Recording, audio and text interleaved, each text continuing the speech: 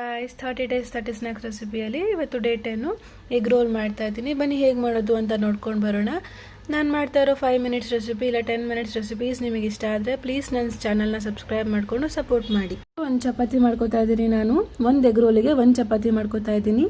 ಬೌಲಲ್ಲಿ 2 ಈರುಳ್ಳಿ ಕಟ್ ಮಾಡ್ಕೊಂಡಿದ್ದೀನಿ. 1 ಚಮಚ ಅಚ್ಚ ಖಾರದ ಪುಡಿ, 1 ಚಮಚ ಧನಿಯಾ ಪುಡಿ, 1 ಚಮಚ ಗರಂ ಮಸಾಲ, ರುಚಿಗೆ ತಕ್ಕಂತೆ ಉಪ್ಪು ಹಾಕ್ಕೊಳ್ಳೋಣ. ಒಂದೇ 1 ಸ್ಪೂನು ಆಯಿಲ್ ಹಾಕೋತಾ ಇದ್ದೀನಿ ನಾನು. ಆಯಿಲ್ ಹಾಕ್ಕೊಂಡು ಅದನ್ನು ಚೆನ್ನಾಗಿ ಮಿಕ್ಸ್ ಮಾಡ್ಕೊಳ್ಳೋಣ. ನೀವು ನೋಡ್ತಿರ್ಬೋದು ಈ ಥರ ಹಾಕ್ಕೊಂಡು ಮಾಡಿದ್ರೆ ಎಲ್ಲ ಉಪ್ಪು ಹಿಡಿಯುತ್ತೆ. ಇವಾಗ ಸ್ಟವ್ ಆನ್ ಮಾಡ್ಕೋತಾ ಇದ್ದೀನಿ. ಸ್ಟವ್ ಬಿಸಿ ಆಗ್ತಿದ್ದಂಗೆ ನಾನಿಲ್ಲಿ ಚಿಕ್ಕದು ಅಮೂಲ್ ಬಟರ್ ಹಾಕೋತಾ ಇದ್ದೀನಿ. ನೀವು ನೋಡ್ತಿರ್ಬೋದು ಎಣ್ಣೆಯಲ್ಲಿ ಮಾಡೋದಕ್ಕಿಂತ ಬಟರಲ್ಲಿ ಮಾಡಿದ್ರೆ ತುಂಬ ಚೆನ್ನಾಗಿರುತ್ತೆ ಎಗ್ ರೋಲು. ಬಟರೆಲ್ಲ ಸ್ಪ್ರೆಡ್ ಆದಮೇಲೆ ಒಂದು ಅರ್ಧ ಸ್ಪೂನ್ ಅಚ್ಚ ಖಾರದ ಪುಡಿ, ಸ್ವಲ್ಪ ರುಚಿಗೆ ತಕ್ಕಂತೆ ಉಪ್ಪು ಹಾಕ್ಕೊಂಡು ಎಲ್ಲ ಕಡೆ ಇದನ್ನು ಸ್ಪ್ರೆಡ್ ಮಾಡ್ಕೊಳ್ಳೋಣ.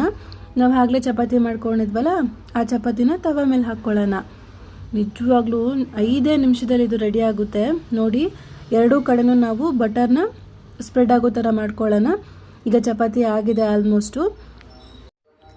ಈಗ ಅದೇ ತವಗೆ ನಾವು ಎಗ್ ಹಾಕ್ಕೊಳ್ಳೋಣ. ನಾನು 1 ಚಪಾತಿಗೆ 2 ಮೊಟ್ಟೆ ಹಾಕೋತಾ ಇದ್ದೀನಿ. ನೀವು ನೋಡ್ತಿರ್ಬೋದು ಈ ಥರ ಮಾಡ್ಕೊಂಡು ತಿಂದರೆ ಮಕ್ಳಿಗೆ ತುಂಬ ಇಷ್ಟ ಆಗುತ್ತೆ. ಹೊರಗಡೆ ತಿಂಡಿನೇ ಬೇಡ ಅಂತ ಅನಿಸುತ್ತೆ ಅವರಿಗೆ. ಅದೇ ಮೊಟ್ಟೆ ಹೊಡೆದಾಕೊಂಡಿರೋ ತವ ಮೇಲೆ ನಾನು ಚಪಾತಿ ಹಾಕೋತಾ ಇದ್ದೀನಿ. ನೀವು ನೋಡ್ತಿರ್ಬೋದು ಈ ಥರ ಅದಕ್ಕೆ ಬಂದರೆ ಸಾಕು. ಮಿಕ್ಸ್ ಮಾಡಿದ್ವಲ್ಲ ಆ ಈರುಳ್ಳಿನ ಮತ್ತು ಅದನ್ನು ಮಿಕ್ಸ್ಚರ್ನ ಇದ್ರೊಳಗಡೆ ಹಾಕ್ಕೊಳ್ಳೋಣ ನಾವು. ಸಕ್ಕತ್ತಾಗಿತ್ತು. ಅದಾಗೆ ಒಂದು ಅರ್ಧ ಚೀಸ್ನ ನಾನು ಈ ಥರ ತುರ್ಕೊಂಡಿದ್ದೆ. ಚೀಸ್ನ ಇದ್ರ ಮೇಲೆ ಹಾಕ್ಕೊಳ್ಳೋಣ. ಒಂದು 2 ನಿಮಿಷ ಚೀಸ್ ಕರ್ಗೋವರೆಗೂ ಅದ್ರ ಮೇಲೆ ಬಿಟ್ಟು ಅದನ್ನು ನೀವು ರೋಲ್ ಮಾಡ್ಕೊಂಡು ತಿಂತಾ ಇದ್ದರೆ ಮತ್ತೆ ಅದನ್ನು ತಿನ್ನಬೇಕು ಅಂತ ಖಂಡಿತ ಅನಿಸುತ್ತೆ ನಿಮಗೆ. ನೀವು ನೋಡ್ತಿರ್ಬೋದು ಹೊರಗಡೆ ಮಾಡ್ಕೊಡೋದಕ್ಕಿಂತ ಸಖತ್ ಹೆಲ್ತಿ, ಸಖತ್ ಟೇಸ್ಟಿಯಾಗಿ ನೀವು ಮನೆಯಲ್ಲೇ ಮಾಡ್ಕೊಬೋದು. ಒಳಗಡೆ ಸ್ಟಫಿಂಗ್ ಜಾಸ್ತಿ ಇಟ್ಟು ಚೀಸು ಬಟರು ಈ ಥರ ಹಾಕ್ಕೊಂಡು ಹೆಲ್ತಿ ರೆಸಿಪೀಸ್ ತಿಂದರೆ ಸಖತ್ತಾಗಿರುತ್ತೆ. Thank you for watching.